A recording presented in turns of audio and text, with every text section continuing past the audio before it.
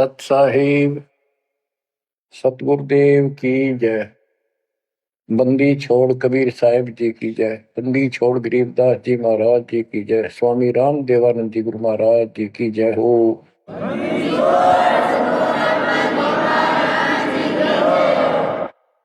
सर्व संतों की जय, सर्व भक्तों की जय, धर्मी पुरुषों की जय।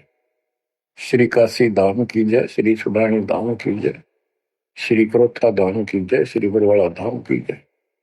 सत साहिब परमपिता परमात्मा कबीर जी असीम रजा से आज आपके ऊपर उस मूल ज्ञान की वर्षा हो रही है जिसकी प्यास आत्मा को युगों युगों से थी। बच्चों, इस गंदे लोक को समझो अच्छी तरह। जब तक आपके दिल में यह बात नहीं बैठेगी, वो वहम नहीं होगा आपका कि कित फंस गया क्या। यू घर अपना नहीं, यू परिवार अपना नहीं, यू लोक संसारिक किस ब्रह्मांड अपना नहीं, तो हम किस आस पर जी रहे। केवल अपना सतपुरुष है, उसका नाम कबीर है, सारी सृष्टि का रचनहार है, वो सुख का सागर है, हमारा अपना है, हमारा पिता है, हमारी माँ है, हमारा सच्चा साथी सखा है, हमारा वही बंधु भाई है। बच्चों, आप इस बात को आज मान लो ना, फिर घने दुखी हो जाओगे, फिर माननी पड़ेगी कि यह भक्ति करनी पड़ेगी और बकवास त्यागनी पड़ेगी। आज शरीर स्वस्थ है, दो रोटी का रोजगार चंगा है, परमात्मा कति याद नहीं आवते, सो जतन कर ले इसको। कितना समझा रहे, माचा माचा करे, कल ये कर दूंगा, परसों ये कर दूंगा। और उसको जब हो जाती है कैंसर, उसकी शकल देखे उस अफलातून की, गिनती के दिन शेष दिखाई देते उसको। इसलिए परमात्मा कबीर जी हमें याद दिलाते हैं, कबीर दुख में सुमन सब करे, सुख में करे न कोई। जय सुख में सुमन करे तो दुख काहे को होए। कबीर सुख में सुमरण किया नहीं, दुख में करते याद। कह कबीरता दास की, कौन सुन फरियाद। आज जो सुखी हैं, थोड़ा मोटा कोई पद पोस्ट मिली हुई है छोटी मोटी, घर में दो पैसे का जुगाड़ ठीक है, कार कोठी है, उनके तो नखरे न्यारे हैं। उनकी बातों में सुनकर हैरान रह जाते थे हम तो। जब हमको ज्ञान नहीं था, हम भी ऐसे निकम्मे थे। इस अध्यात्म ज्ञान ने तोड़ दिया इस मन की बकवाद, इस अहंकार को फोड़ दिया कति। और ये सतगुरु बिना बात बना नहीं। सतगुरु ऐसा ज्ञान सुनाता है कि आत्मा एकदम सतर्क हो जाती है और परमात्मा की तरफ बढ़ती है। एक नित्यानंद नाम के ब्राह्मण थे, नंदलाल नाम था उनका। वैसे नारनौल के नवाब के यहाँ वो तहसीलदार की पोस्ट पर थे, आज से 300 वर्ष पहले। उसके माता पिता की डेथ हो गई थी। नाना नानी ने उनको पाला, जवान किया, वहां नौकरी लगवा दी। उनके नाना जी उस दरबार में पहले से ही नौकरी करते थे। एक तो जाति ब्राह्मण, ऊपर से पोस्ट तहसीलदार। उस समय तहसीलदार, उस समय तो पटवारी भारी होता था। उनको फिर ज्ञान समझ में आया। एक विष्णु जी के उपासक, वैष्णव परंपरा के संत गुमानी दास नारनौल शहर में किसी भगत के अपने सेवक के यहाँ सत्संग करने आए। उनके साथ में ही नंदलाल तहसीलदार का मकान था। रात के समय सुहाना मौसम था, चांदनी रात थी, ना गर्मी थी ना सर्दी थी। छत पर बैठ गया, घूम रहा था, इतने में आवाज आई सत्संग की। और जो संत बोल रहा था एक एक बात, रात के समय साइलेंट होता है सब कुछ, सारी सुनने लगी उसको। तो नंदलाल तहसीलदार जी को भगवान की तड़प बनी, क्योंकि उसको चोट बहुत लग चुकी थी। बचपन से माता पिता की डेथ हो गई, अनाथ हो गया था। तो ऐसे दुख से गुजरे हुए व्यक्ति को शीघ्र समझ में आ जाती है ये बातें। उसको तड़प बनी, ये संसार कुछ नहीं। आपको सत्संग के कुछ अंश सुनाता हूं पहले।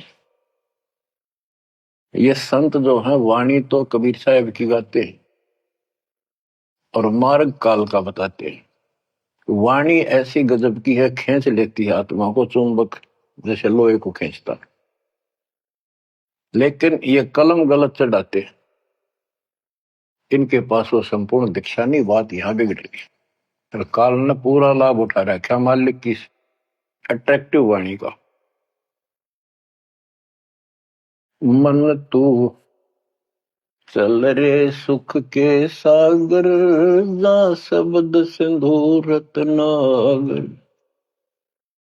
कोटि जन्म तन भर मत होगे, कुछ नहीं हाथ लगा रे। कुकर शुकर खर बया बोरे, कौवा हंस बुगारे। मन तू चल रे सुख के सागर, जा शब्द सिंधु रत्नागर। कोटि जन्म तू राजा की ना, मिटी न मन की आशा।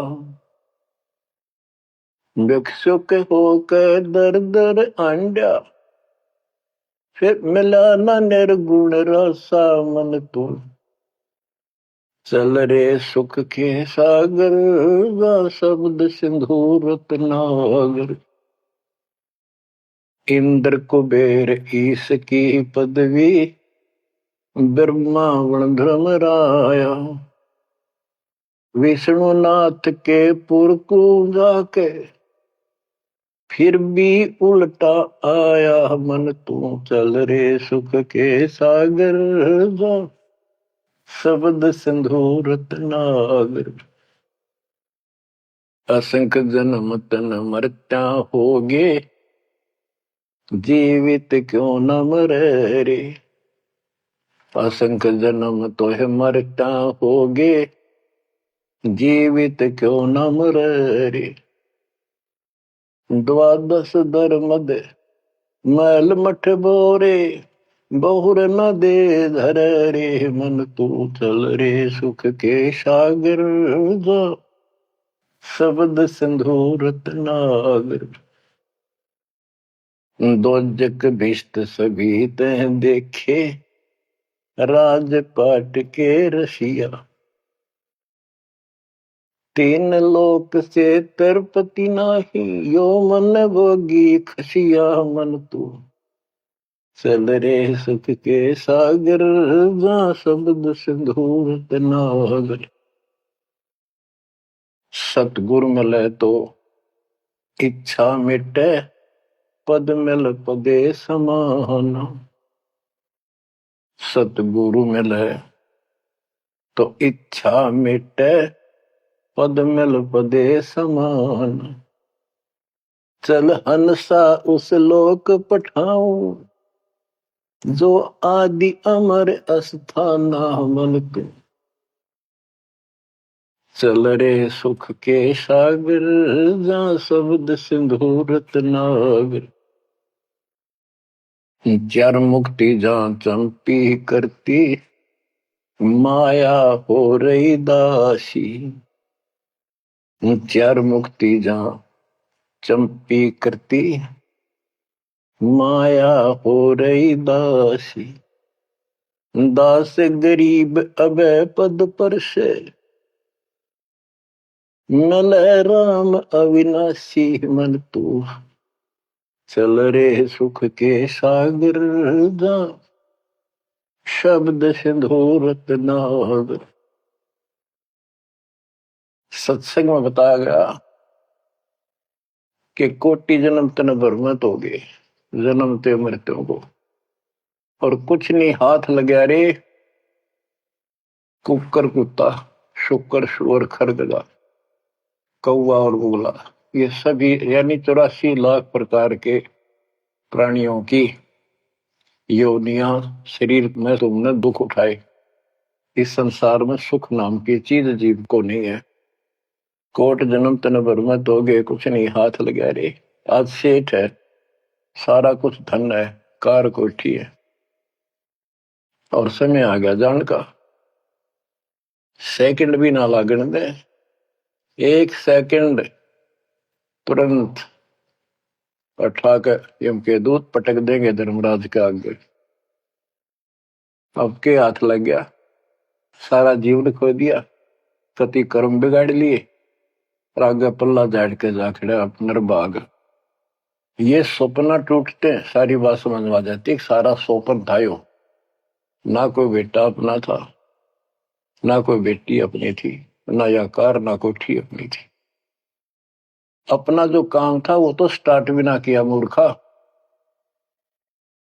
बच्चों वहां बहुत बार रो लिया हम जाकर, जब भी मनुष्य जीवन मिला हम वायदा करके आते थे भगवान से, हे परमात्मा इब दया कर दो, मनुष्य जीवन की कभी गलती नहीं करूंगा, करेंगे करूंगी, भक्ति करेंगे, मालिक को याद रखेंगे, रोटी के लिए काम भी करेंगे, तेरी भूल नहीं होगी दाता, कति कसम खाते।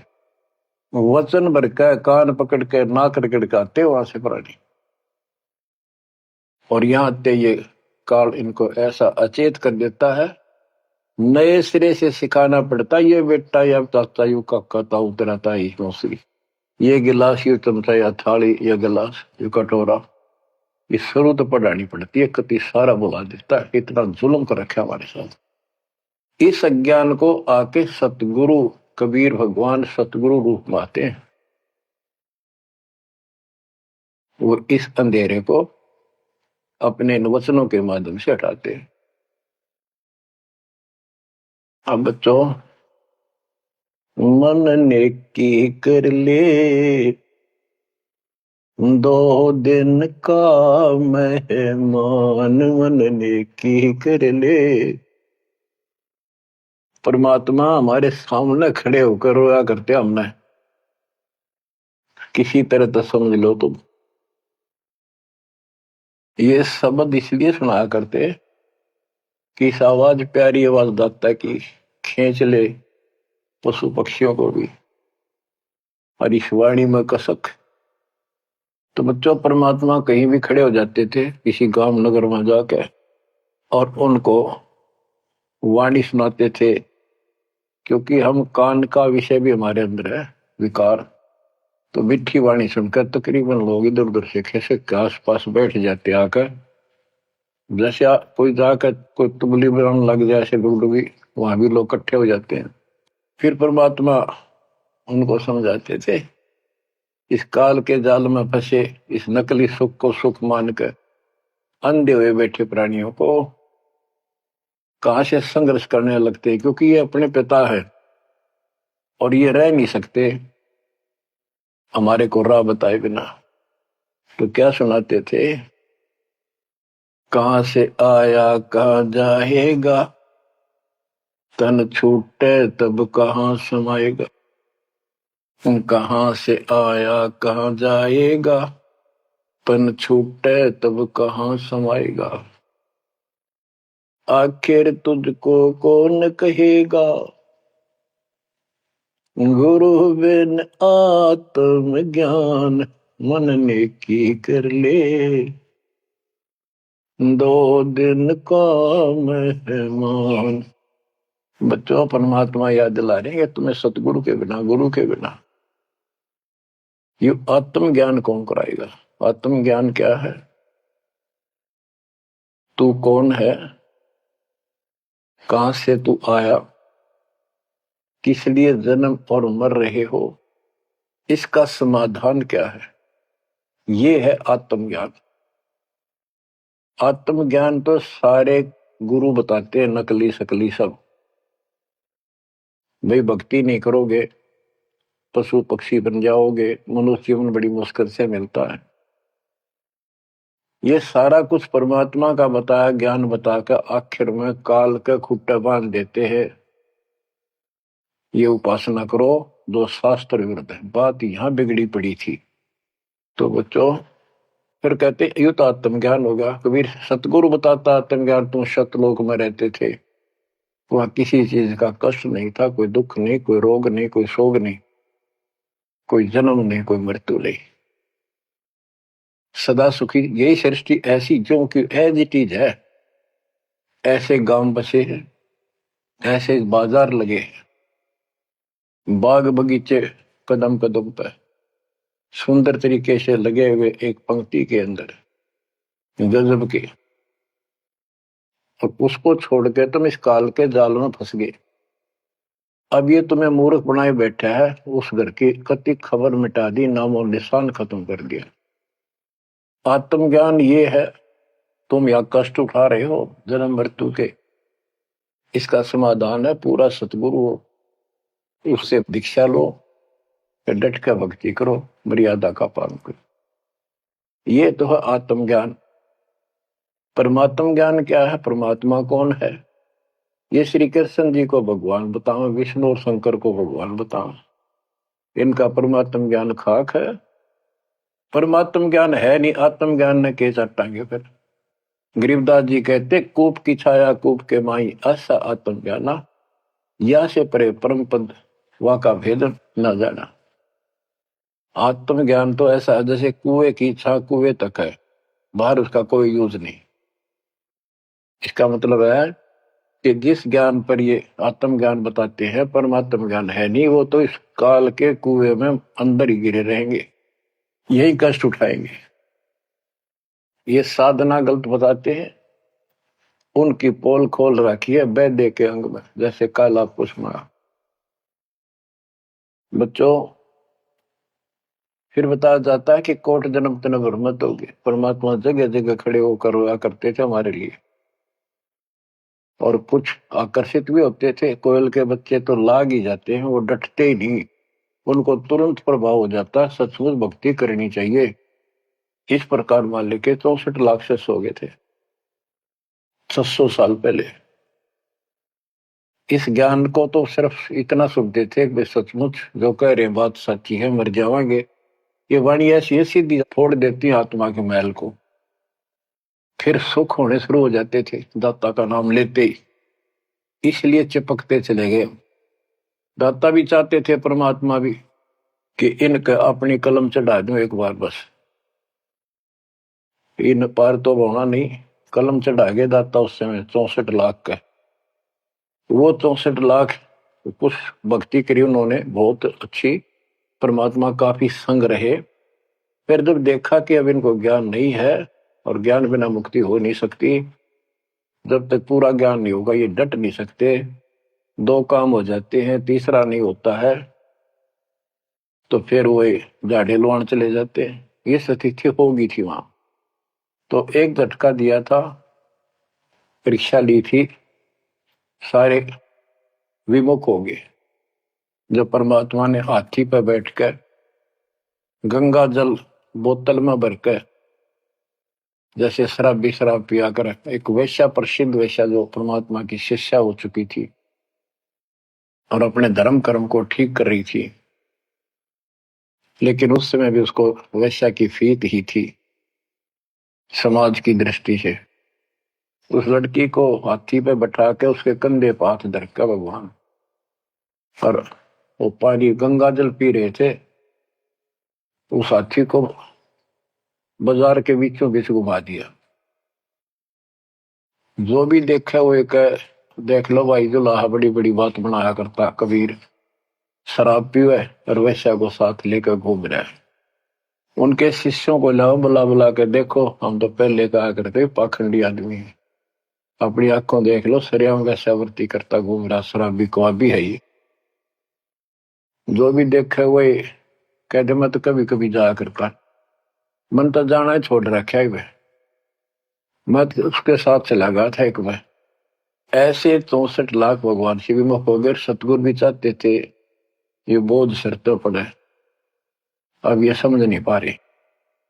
गरीब बड़ुआ बड़ुआ सबक है, कोई न जाने खोजे, दास गरीब कबीर करम, बाटत सिर का बोझ। कि उस लीला को कोई नहीं समझ रहा था, वो तो अपने सर का बोझ, ये पूरी आस्था थी नहीं उन शिष्यों की, इसलिए इनको पट कर रहे हैं, ठा के सर पर अपना बोझ हल्का कर रहे हैं। बच्चों, गुरुद्रोही नहीं बने तुम उस समय, सतगुरु विमुख हो गए। तो कबीर साहब कहते हैं, सतगुरु विमुखा युग युग रोवे, मानुष जन्म पाके खो। सतगुरु संगत छोड़ के लाख वर्ष जबकीन, इंद्री कर्मला मोक्ष हो रह काल के आदि। इसके लिए बहुत से प्रमाण आपको दिए गए हैं। जैसे राबिया सतगुरु विमुख हुई थी, गुरुद्रोही नहीं हुई थी वो। 4 साल दाता ने कितनी मेहनत करके उस बेटी के लिए सातवां की। उनकी भेड़ बकरियां के बीच में बैठ के उस बदबू में उस प्यारी आत्मा तो दर्दन में फंसी पड़ी थी। राबिया को ज्ञान सुनाया, बेटी अल्लाह खुदा की भक्ति करनी चाहिए, ये जीवन थोड़ा ही है, इसमें कभी भी मृत्यु हो जाएगी, फिर पता नहीं कहां जन्म होगा। कई दिन लगातार ये बात करते करते लड़की कहती थी कि महाराज हम इबादत करते हैं, नमाज करते हैं, सारा कुछ करते हैं। उसका सारा अंधेरा हटाया, लड़की का समझ में आ गई, सृष्टि रचना बताई। 4 साल भक्ति करी और कोई साथी था नहीं, दूसरा भक्त भाई बहन इस मार्ग के बताने वाला। समाज के प्रभाव से परमात्मा वाली सत साधना छोड़ दी, क्योंकि सत्संग ना सुनने से इस तरह मैल आवेगा, ये भूल जरूर पड़ जाती है। क्योंकि गलत बताने वाले तो सारा समाज, सारा वही साधना सब कर रहे थे, तो वो ही अपनी साधना करने लगे। लेकिन ये प्रेरणा इतनी होगी थी कि शादी नहीं कराऊंगी, मोक्ष पाऊंगी, सारा कुछ हो गया था। लेकिन माता पिता को टेंशन होगी कि लड़की को घर पर नहीं रख सकते, तो कह दिया बेटी या तो निकाह करा ले, नहीं तो अब दोनों मराएंगे। लड़की ने विचार कर लिया कि माता पिता की हत्या का दोष मुझे लगेगा, इसलिए यस कर देती हूँ, अपने पति से बात करूंगी। निकाह करने की यानी शादी की हाँ भर ली और ब्याह हो गया। अपने पति के घर चली गई। वो एक अच्छा अफसर था, साहब था, नेक आत्मा था। राबिया ने स्पष्ट कर दिया, बात सुनो मेरी, मैं भक्ति करना चाहती हूं और मैं संतान उत्पत्ति नहीं करूंगी। अगर आपने जोर जबरदस्ती कर दी तो मैं फांसी का आकर मरूंगी, ये फाइनल सुन लो। उसके पति ने कहा कि एक बात बता राबिया, जब निकाह हुआ आपने स्वयं कबूल किया था, मैं निकाह कबूल करती हूँ। मुसलमानों के अंदर एक विशेष बात है कि लड़का लड़की चाहेंगे तो ब्याह होगा, ना हुआ नहीं। तो तेने उस समय कबूल क्यों किया था? राबिया बोली, मेरी मजबूरी थी, समाज का दबाव था मेरे माता पिता पर। मेरे माता पिता ने शर्त रख दिया तो शादी करा ले, नियम दोनों मरेंगे, तो इसलिए मैंने शादी कर ली। अब आप पर फैसला है, वहां तक 2 मरे थे भी, आ 1 मरेगी, मैं भक्ति करूंगी, ये मेरा फाइनल फैसला है। तो समझदार था, मुसलमान कई कई शादी कर लेते हैं, उसको इसकी कोई समस्या नहीं थी, परमात्मा की दया से गुजारा भी खूब था। वो बोला, राबिया बात सुन ले, जैसा समाज का दबाव तेरे ऊपर था, तेरे माता पिता पे, ऐसा समाज मेरा भी है, और यहां मुझे भी जवाब देना भारी हो जाएगा अगर तू इधर उधर जाओगी। तो जाइए भक्ति के लिए, इसलिए घर में रहेगी, मेरी तरफ से मेरी बहन होगी, संसार की दृष्टि में मेरी पत्नी बढ़कर रहना होगा। राबिया ने कबूल कर लिया, यस कर दी। उसने अपने और विवाह करा लिया। जब वो होगी 50 साल के ऊपर, हज करने चली। उसके पति ने कहा, आपके लिए मैं गाड़ी घोड़ा ऊंट तैयार करवा देता हूँ, अरे जाओ, बहुत खुशी की बात है, मुझे भी पुण्य मिलेगा आपके सहयोग में। वो कहने लगी, मैं पैदल जाऊंगी। यानी भावना अलग होती है भगत की, या धार्मिकता रंगी हुई होती है पिछले जन्मों की। वो चल पड़ी, पैदल चल पड़ी। रेगिस्तान ज्यादा होते थे उस टाइम, सभी जगह सूखे पड़ते थे। मक्का में चली, मक्का के राह पे काफी सफर तय करने के बाद एक कुआं आया। उस कुएं पे ना बाल्टी थी, ना कोई रस्सी थी। वो लगता था उसमें गिर गई थी। उधर एक कुतिया बहुत प्यासी थी, प्राण जानने हो रहे थे उसके। राबिया को समझते देर नहीं लगी। वह कभी राबिया के पैरा में आवे, कभी कुएं की तरफ जावे। बहुत बुरा हाल था उसका। उसके छोटे छोटे बच्चे भी थोड़ी सी दूरी पर विलख रहे थे। उस पुण्यात्मा ने धार्मिकता भर दी थी दाता ने। उसने अपने सिर के बाल पाड़े, उसकी रस्सी बांटी, 5-5 4-4 बाल लेकर, और लंबी रस्सी गांठ डाला का बना के अपने कपड़े उतार के उस रस्सी के कपड़े बांध गए। पहले मोटे मोटे कपड़े होते थे सूत के, और वो बहुत पानी सोख लेते थे। कुएं में बाल्टी की तरह डाले, बाहर लाकर उनको नचोड़ा। एक मटके का केकरा सा पड़ा था, टुकड़ा फुटा हुआ, उसमें पानी भरती गई। कुतिया पी गई 2 किलो पक्का पानी, और पी कर चली गई। अब उसने अपने कपड़ों से, गिल्ले कपड़ों से सिर का ब्लड साफ किया, और झाड़ जोड़ के, कपड़े गर्मी के दिन थे, ठीक सा मौसम था, वो कपड़े निचोड़ कर पहन लिए और सफर पर चलने को तैयार हुई। इतने में वो मक्का मकान उठ के, वो महल मंदिर, वो कब्बा उठ के और कुएं के साथ आकर लग गया, जैसे प्लेटफार्म पर ट्रेन आकर लगती है। राबिया के देख आश्चर्य का ठिकाना नहीं कि मक्का ही आ गया, मैं तो मक्का ही जाना था, पटदे चढ़ गई। उसके अंदर बड़ी चढ़ते उठ लिया, उड़ के चल पड़ा। उधर से अब्राहिम सुल्तान आदम पहले किसी और जन्म में था। जैसे परमात्मा गरीबदास जी कहते हैं, वाहन गुरुड़ कृष्ण असवारा, लक्ष्मी डोरे चौर पारा, असुर निकंद मेड़ी में। अब गरीबदास जी को कृष्ण विष्णु दिखाई देता, और कृष्ण को ज्यादा लोग मानते हैं। इसी प्रकार उस समय जो अब वर्तमान में वाणी बोली गई, अब्राहिम सुल्तान को अधिक जानते हैं, इसलिए सुल्तान आदम का जिक्र किया, जबकि पहले ये किसी और शरीर में था, राबिया के समकालीन था। सब कहने लगे, भाई मक्का कहाँ गया, मक्का कहाँ गया, मंदिर कहाँ गया। अब्राहिम सुल्तान भी वहां जाता रहता था, मुसलमान भाइयों को समझाना चाहता था, गुरुदेव के आदेश से अपनी सच्ची राह बताया करता, क्योंकि वहां धार्मिक लोग ही जाते हैं। वहां चर्चा चली कि मक्का कहाँ गया, मक्का कहाँ गया। सबको आश्चर्य हुआ। अब्राहिम सुल्तान जो पहले शरीर किसी और शरीर में था, गरीबदास जी की वाणी में है कि सुल्तान अदम मक्के गया, मक्का नहीं मकान गया, एक रांड को लेने को, नो कहे अदम सुल्तान। अब्राहिम सुल्तान अदम कहता है कि नकमी औरत को लेने गया, वो पहले सतगुरु शरण में आई थी, वो साधना छोड़ के अब ये वही डले ढोरी है। उपस्थित मुसलमानों को उसकी बात अच्छी नहीं लगी, दुख भी हुआ, लेकिन मुसलमान था इसलिए आगे बात बढ़ी नहीं। इतने में मक्का आके वहां यथा स्थान पर स्थापित हो जाता है। लोगों ने देखा उसमें एक लड़की, एक औरत है, एक बहन है। नाम पता करा तो पता चला ये ऐसे ऐसे इसका राबी नाम है।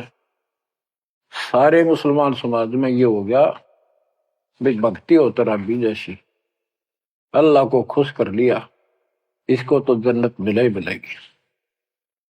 अगला जन्म उसका एक बांसुरी नाम की लड़की का हुआ। परमात्मा जो उसको चार्ज कर गए थे, वो परमात्मा की चाह उसके अंदर फिर भी तड़प रही थी। उसने ब्याह उस समय भी नहीं कराया और अपना शब्द गाती रही, परमात्मा अल्लाह की महिमा सुनाने लगी। और बंसुरी रूप में बाद 50 साल से ऊपर होगी, हज करने गई। तो उसको यह ज्ञान हो गया था क्यों परमात्मा की धार्मिक बातें डेली गाती और सुनती थी कि जो मक्का में मरता है उसको सीधी जन्नत मिलती है, स्वर्ग, बहिश्त। तो उसने सोचा ये शरीर तो एक दिन जाएगा, और कहते हैं मक्का में मृत्यु होगी तो जन्नत मिलेगी, जन्नत के लिए सब कुछ किया जा रहा है। उसने वही गर्दन काट दी अपने हाथ तो तलवार मार के। सब कहने हो गया भाई बांसुरी तो गई स्वर्ग में, बांसुरी ने कुर्बानी दे दी और जन्नत में गई। अगला जन्म उस फातिमा का कर्महीन का वैश्या का बना। 2 जन्म कति ब्रह्मचर्य के पालन कर लिए, आखिर में सारी कसर काट दी काल ने। परमात्मा कहते काल के षड्यंत्र को तुम तक ये समझोगे, ब्रह्मा विष्णु महेश अभी तक नहीं समझ पाए। फिर दया करी दाता ने वो गंदा नरक भोग के वह फिर मरी। एक शेख तकी नाम का सिकंदर लोधी राजा का धार्मिक गुरु था, और ये भी कहते हो उनका एक प्रधानमंत्री भी था। जो भी उसके घर जन्म हुआ, उसका 12-13 वर्ष की होकर वह मर गई, कब्र में दबा दिया गया। एक दिन परमात्मा ने ऐसी लीला करी, क्योंकि सोचल छिद्र मैं करूं अपने जन के काम तो उनका था सारा उस बेटी के लिए। शेख तकीक ने जब सारे हथकंडे अपना लिए, कबीर साहब आयरा नहीं, मुर्दे जिंदे कर दिए। उसने कहा वो तो सदमे में था कमाल, रामानंद जादू जंतर ते जिंदा कर दिया। जब जानो मेरी बेटी कब्र में दब रही है, उसको जिंदा कर दे। कई दिन हो गए, 15-16 दिन हो गए। परमात्मा ने कहा ठीक है भाई, सब इकट्ठे कर लो, मुनादी करा दी, उसने खुद करा दी, आज इसकी पोल खुलेगी। परमात्मा ने समय बता दिया, उस दिन करूंगा जिंदा। हजारों आदमी सिकंदर लोधी शेख तकी कब्र फुड़वा दी, वहां इकट्ठे हुए, कब्र फुड़वा दी, लड़की का शरीर था। तो परमात्मा ने कहा शेख तकी तू कोशिश कर ले, कदे 5-6 नंबर बनावे, और कहे या सदमे में थी। दूसरे बोले जी अगर ये इस तरह कुछ इल्म होता, अपनी बेटी ने कौन कब्र में दब मिट्टी में, आप दया करो।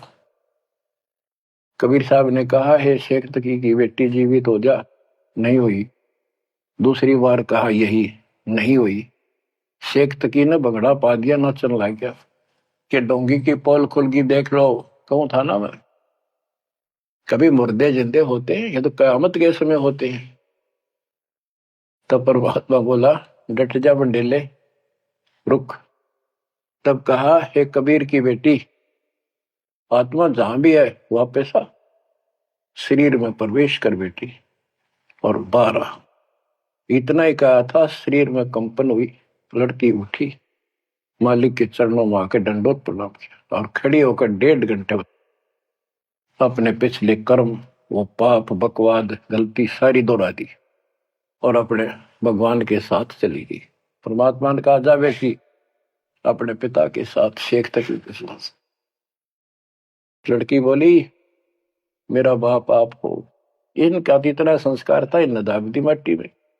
अब इनका मेरा कोई संस्कार नहीं था, आगे मेरा पशु दुनिया में जाने का नंबर था, और ये भगवान वहां गए, धर्मराज के दरबार से मुझे बाई फोर्स ले।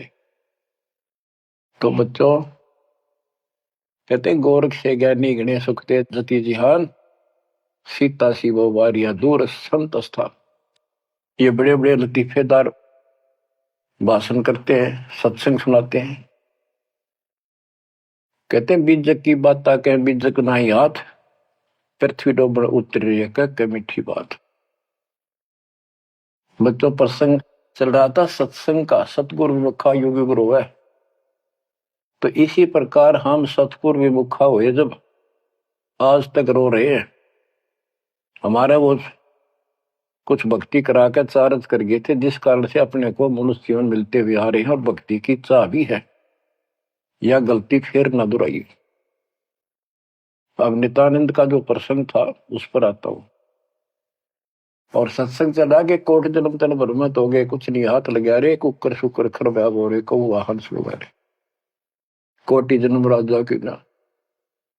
महावीर जैन जैन धर्म के 24वें तीर्थंकर राजा बने, महाराजा बने, स्वर्ग में देव बने, फिर कुत्ते गधे शोर बने। खाक है फिर के चाटव देव पद नजर गदाय बन गया। आखिर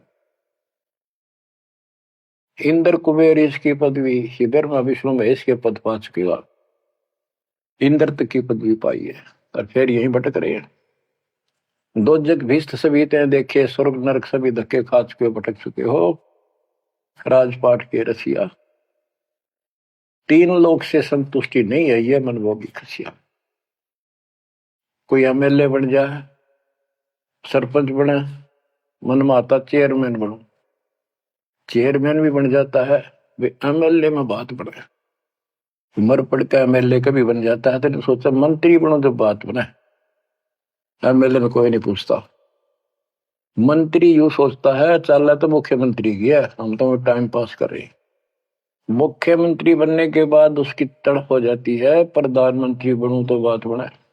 वो बनेगा कि ना बनेगा, इतना मृत्यु हो जाएगी, फिर गधा बनेगा। बच्चों तीन लोग से तरपतना ही है मनभोगी खसिया। सतगुर मिले तो इच्छा मेटे, पद मिल पदे समाना, चल हंसा उस लोक पठाऊं जो आदि अमर स्थान। के सतगुर मिलेगा तो इन बकवादों से मन हटाएगा और कहेगा चल हंसा उस लोक पठाऊं जहां कभी मृत्यु नहीं होती। चार मुक्ति जहां चंपी करती, माया हो रही दासी। यहां चार मुक्ति प्रमुख मानी गई है और ये थोड़े समय की होती है। जैसे शाह लोक, जिस देवता की भक्ति करे उस देवता के लोक में चला जाएगा। शाह रूप उस देवता का रूप जैसा बनाकर वहां रहेगा, सामीप्य उस अपने देवता के साथ समीप रहेगा। तो इस प्रकार की चार मुक्तियां, लेकिन रहेंगे कितने दिन, उसका समय सीमित होता है। वो चारों मुक्ति भी नष्ट होती है, वो भी हाथ से चली जाती है, फिर कुत्ता गधा सुअर बनता है और वहां सदा रहेंगी ये सतलोक में। हाय हाय। चार मुक्ति जा चंपी करती, माया हो रही दासी, दास गरीब अब पद पर से, मिले राम अविनाशी। के चार मुक्ति जा चंपी करती यानी चरणों में पड़ी रहेंगी, सदा के लिए भगवान के साथ रहेंगे। और इस धन संपत्ति की वहां कमी नहीं, भरे पड़े हैं खजाने आपके। दास गरीब अभय पद पर से, वहां कभी भय नहीं किसी चीज का, मौत का भय। सबसे बड़ा डर या मौत का है, वो जाते खत्म होगा। दास गरीब अभय पद पर से, मिले राम अविनाशी। ब्रह्मा विष्णु महेश नासवान, ब्रह्म नासवान सरपुरुष, अक्षर पुरुष ये नासवान, देवी नासवान और देवताओं की जिक्र के करूं। गीता प्रमाण देती है दूसरे अध्याय के 12वें श्लोक में, चौथे अध्याय के 5वें श्लोक में और 9 में और 10वें के 2 में। गीता बोलने वाला इनका ब्रह्म कहता है काल कि तेरे मेरे बहुत जन्म हो चुके अर्जुन, तू नहीं जानता, मैं जानता हूं, आगे भी होंगे। मेरी उत्पत्ति हुई है, ये देवता नहीं जानते। तो बच्चों वो अविनाशी राम दूसरे अध्याय के 17वें श्लोक में कहा है, 18वें के 46 में, 18वें के 61 और 62 में और 15वें अध्याय के 17वें श्लोक में बताया। उत्तम पुरुषत्व परमात्मा इति उदारते, यह लोग तरम अविश्य वृत्ति अवेश्वर है। वो अविनाशी भगवान मिलेगा वहां पर।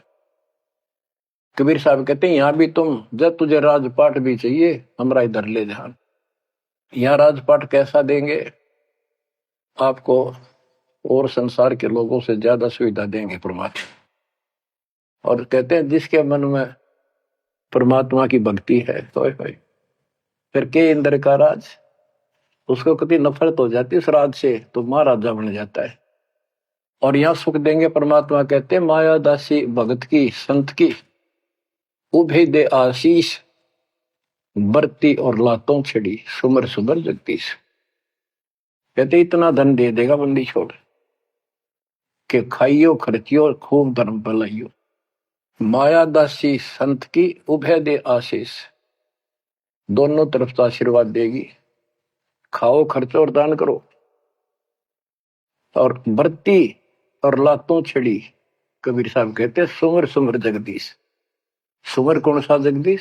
सच्चा नाम, सच्ची भक्ति, सतपुरुष कबीर साहब की भक्ति कर करके। अब नित्यानंद ये सारा सत्संग सुन रहा था। ये क्या करते हैं, बात तो सुना वो सतलोक के मिलती जुलती, अध्यात्म ज्ञान भक्ति विष्णु तक की। अब नंदलाल पंडित जी ऊपर से तहसीलदार, 2 मरोड़ इकट्ठी। उसने सोचा यहां जाऊंगा संत के पास तो नगरी के लोग क्या कहेंगे, ब्राह्मण और तहसीलदार या किसी के घर में आकर संत के चरणों पड़ा। काल ने तक कई रास्ते रोक रखे हैं। तो उसको पता चला कि महात्मा का डेरा है यहाँ नारनौल से 2 किलोमीटर दूरी पे। संत चले गए। अगले दिन, उस दिन तक खूब विचार किया। सुबह सुबह घोड़े पर बैठ के, जो सरकार की तरफ से मिलता था उनको, आश्रम में चला। संत जी शर्त को उस तरह फिरवा रखा था और सुबह सुबह इजी मूड में घूमने के लिए उसी रास्ते आ रहे थे जिस रास्ते वो नंदलाल जा रहा था तहसीलदार जी। अब ये ब्राह्मण उस टाइम सारे सोन को सोन घड़ी मान्या करते। उसने सोचे देख यो मन उस बाल कटवा के आगे आ गया मेरे, और मैं कितना अनमोल काम करना चाहूं था, आज गुरु बनाना चाहूं था, अपने जीवन का सौदा करना था, यो कसोन हो गया, कुसोन अपलक्षण हो गया। तो उसने अपने मन में सोच लिया इसके टोले मार दे 2 शर्मा उंगली, यो कसोन मिट जाएगा। हम भी पहले क्या करते ना, बच्चे थे जब, के झूठ बोला पाप लगेगा, न बोला उंगली पर उंगली धर कर बोली थी, कोई ना लगा पाप। ये अपनी बनावटी बातें थी, उंगली पर उंगली चढ़ा ली थी इसलिए पाप ना लग गया कर। तो उसने इस दृष्टिकोण से उस महात्मा का शर्म ने उल्टी उंगली है टोले मारे 3-4 और बोला निर्भाग मनहूस, तनाजा मेरा गाना था, आज मैं गुरु बनाने जा रहा था, अपना जीवन का सौदा करूंगा। अब वो संत जी हैरान रह गया, पढ़ा लिखा दिखे, घोड़े पर सवार कोई अफसर होगा और ऐसा व्यवहार कर दिया। अच्छा उस्ताद, संतों के साथ ऐसे व्यवहार करनी बहुत मिला करें, ज्यादा माइंड नहीं करते। वो चला गया।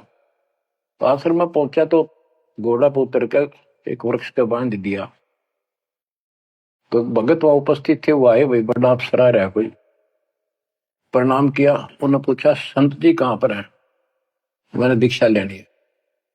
वो बोले जाओ बैठो। आदर से बैठा दिया। जहाँ आसन लग रहा था उसका आगे बोरी ही बिछा रखी थी कि बैठ जाओ, स्नान करके ही बाहोंगे, घूमन फिरन जा रहे, सैर करके नहा कर ही बाजा। आधे घंटे में घूम फिर कर नहा कर महात्मा जी आसन पाए। सामने घोड़ा बंधा दिखा और वो आदमी बैठा दिखा।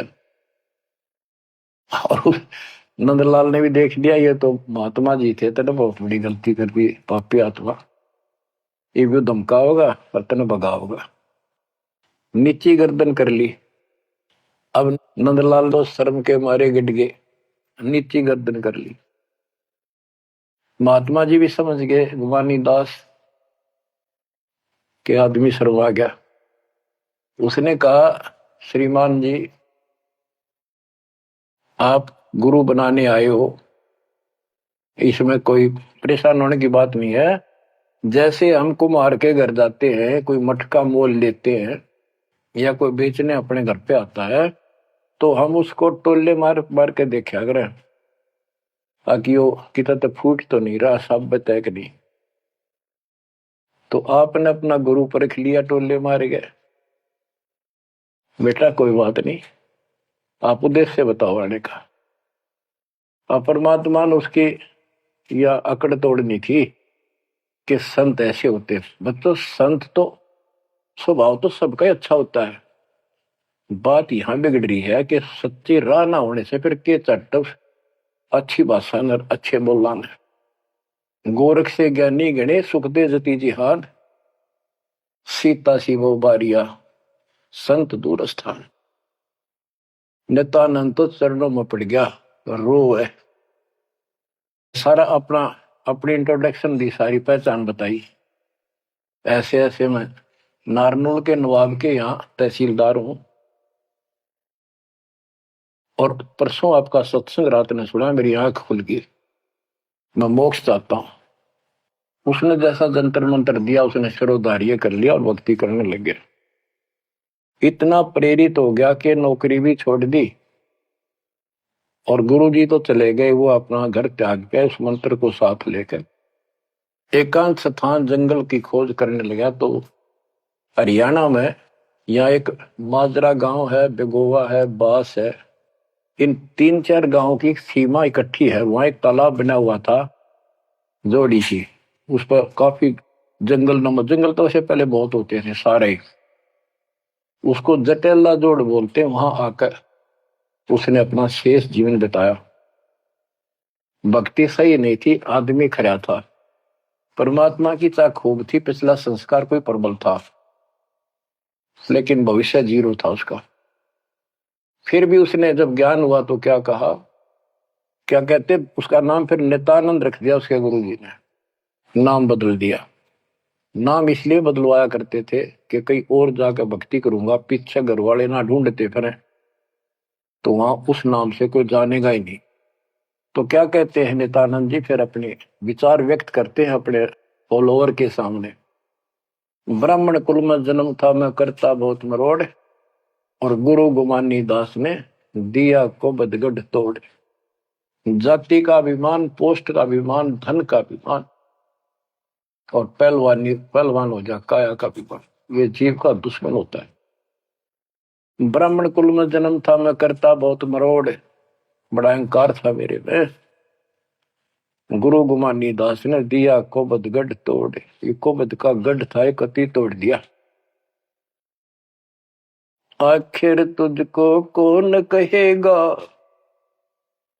गुरु बिन आत्म ज्ञान, मन ने की करने दो दिन का मेहमान। बच्चों सतगुरु पूरा मिला नहीं, रही अधूरी सीख, तेली के रे बैल जो चले एक नहीं भीख। पूरा सतगुरु ना मिलने से इतनी पुण्यात्मा फिर कर्म फोड़ कर चली गई, स्वर्ग तक गई, फिर जन्म लेगी। उसने तो आनंद किया।